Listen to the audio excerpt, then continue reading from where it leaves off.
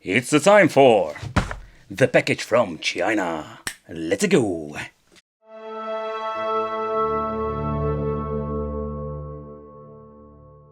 The controller quality, it's the same stuff that we've seen so many times. It's very lightweight, there is no rumble function. On and off switch, we can open up the compartment, but it's quite, I wouldn't say difficult, but kind of weird.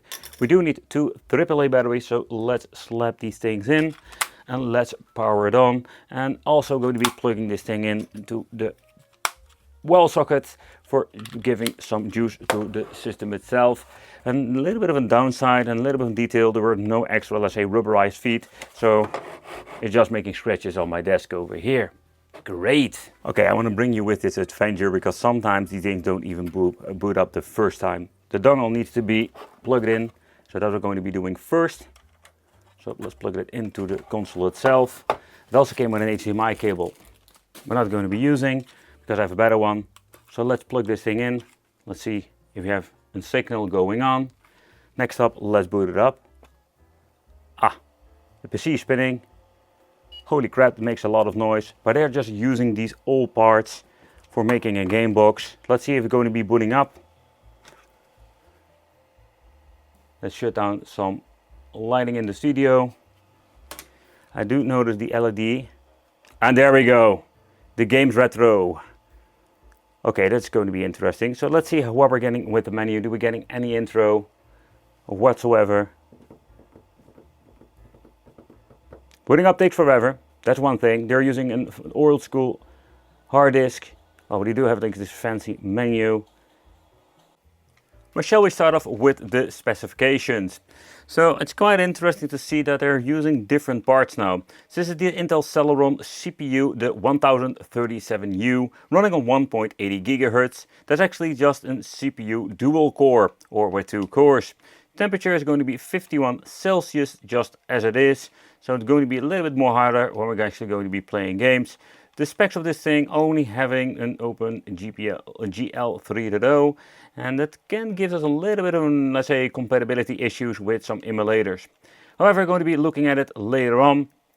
The menu is in kind of very cool. I think this is the PlayStation X overall design, and this seems to be looking quite nice. So when it comes to overall emulation performance, we can expect, I want to say, great things.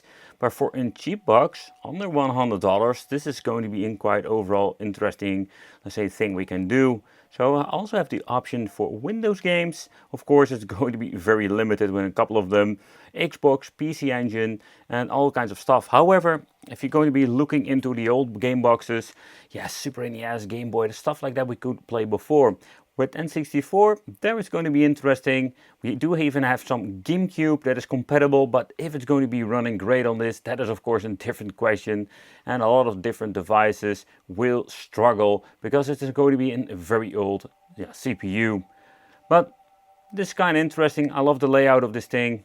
And we're going to be doing a deep dive into some games to see what we can actually play. I love it that you can actually move the volume control with the right joystick. So let's look into the PlayStation, and the overall design of the layout is quite nice with some text and even having a lot of pictures and information. So when you're looking just the way how it is, this is kind of cool and I just love it. However, the question remains, for example with Assault Rigs, can we boot it up? How fast will it boot up? And do we have the audio quality? So we do have some rewind and forward, stuff like that. Loading times will be significant faster than normal, let's say, disk itself, but that is not the thing I'm looking for. The thing I'm looking for actually is going to be, can we play the games without any hiccups, and do we have audio? I love the bezels, but you can just actually hear there is no audio, or at least I can tell you there is no audio, and that's quite unfortunate. That is something they mess up with, actually, like ripping the ISO files. No, there is no audio.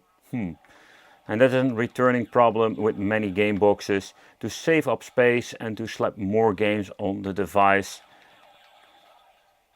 Press select start, we'll go back into the main menu itself. But the overall performance of PlayStation is remarkable, and we have so many different devices that we can actually use this now with. So when you're going to be when you're going to be looking into some different games, I still have a lot of problems with the audio, where Tenka is, so far I understand, not a game with a lot of soundtracks, but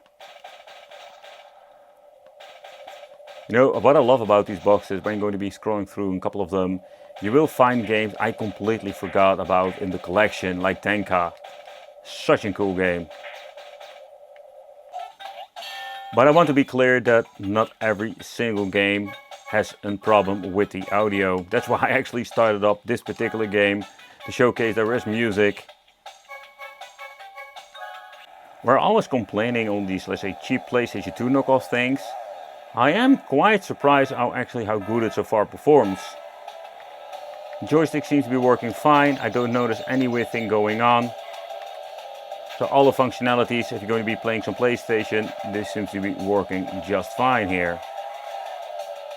The PlayStation 2 list is quite remarkable when it comes to, let's say, the way how it looks and everything else. But how is the overall emulation performance? That's what I'm very curious about. Because that would be a very cool extra thing if you can play PlayStation 2 with perfect emulation on a device like this. But, So let's start off with making a save file on the emulator. And that part seems to be working fine. I did notice some hiccups here and there in the beginning of the audio. So let's get quickly into the gameplay itself. Oh, you can already hear from many parts. Oh, a lot of weird glitching going on. You can see the shaking of the screen. And it's just a little bit of a downside with PlayStation 2. You know, we're pushing it.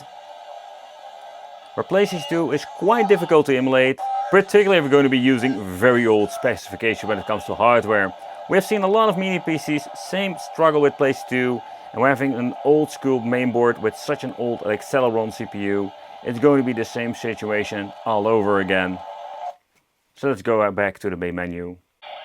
I wanted to give it another attempt, but this time I want to use a two-dimensional game. They are most of the time less demanding for the CPU to emulate. I did see some glitches in the beginning, but this game seems to be working like it should be.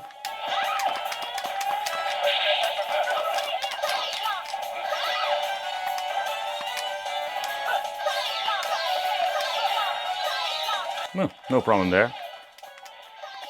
Otherwise I have no idea how to do the super move. It's always funny that they're having only one single game on this with the Xbox Classic system. Yeah, and I can tell you that this particular game, maybe if it even runs great, it's still not going to be an overall great performance with Xbox Classic, because it's quite difficult to emulate in general.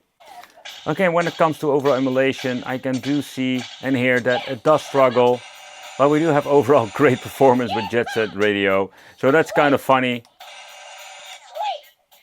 It is actually playable, so it would be fun to see if we can test some more games in the future on such a cheap device like this.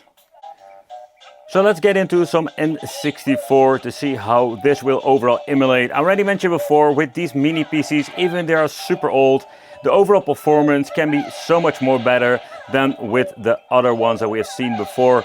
Think about the S905 chipset, that has such a problem with most N64 games. So let's get into some N64 gaming. I just want to try a couple of games to see how the overall performance is. So far, so good. I've seen some games running quite good on this. Oh man, where are the buttons? Oh, there we go. No!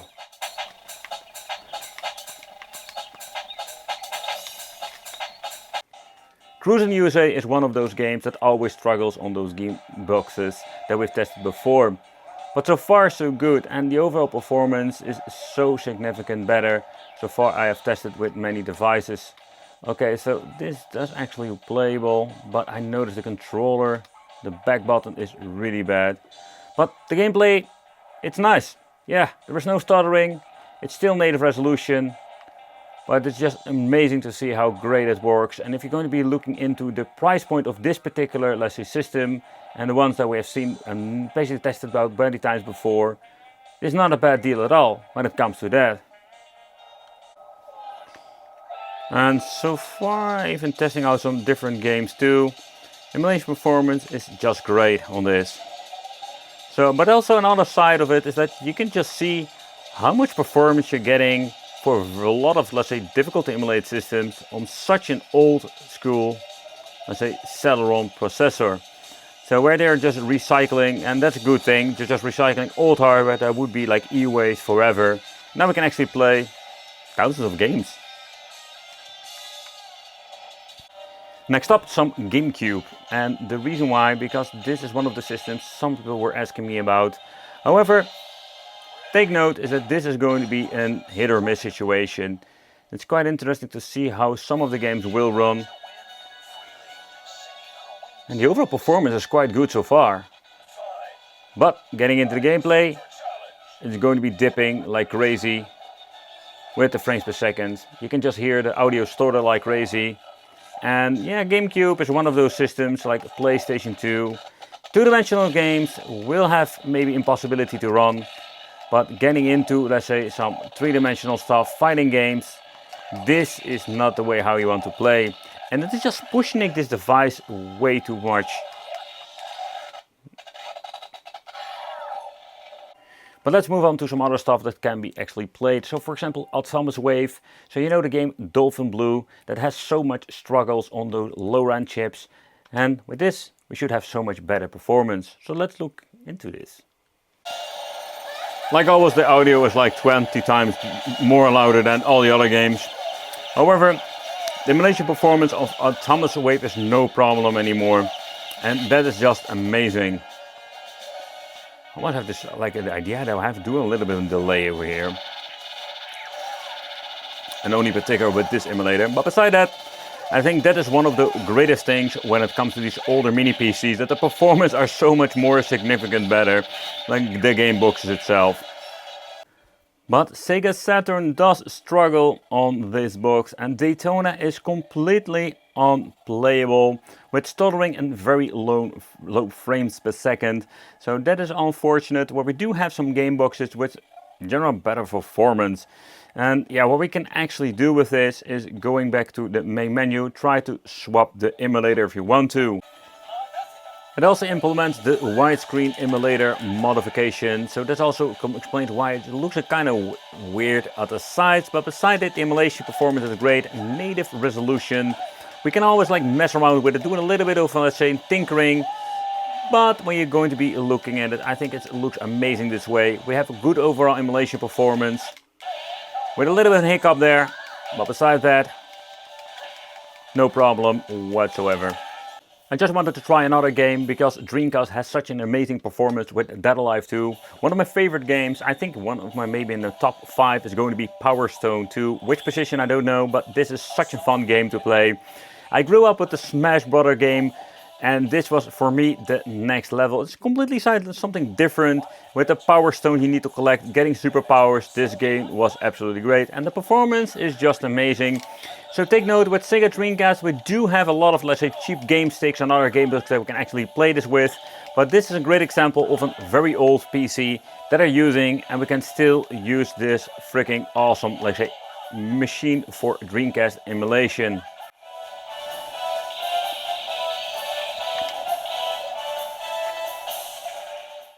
So moving next to the Sega Naomi, the arcade part, with some old school Gigawing. Ooh.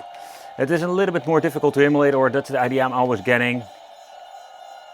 Also here I do have this idea that we have like an input delay. The analog stick doesn't do anything.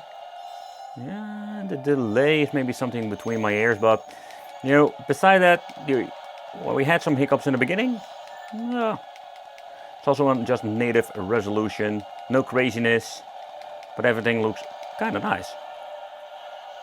So PlayStation Portable is a system that will not run great on this. So I think we need to utilize this for basic gaming. So let's grab ourselves some Bomberman. Just native resolution and just see how it is going to be actually running. So where this game actually starts up, there's already a first major miracle and has some overall okay performance. So when you're going to be looking into the freaking gameplay, you can just hear from the beginning audio that it really struggles already. And this is not even a game that takes up a lot of power. So let's start the stage and let's see how the overall performance will be. Loading times are very fast. Okay, there we go. Getting into the game, it's playable. And that's what we're going to be having with Place Portable. Some games run great, some will run absolutely horrible.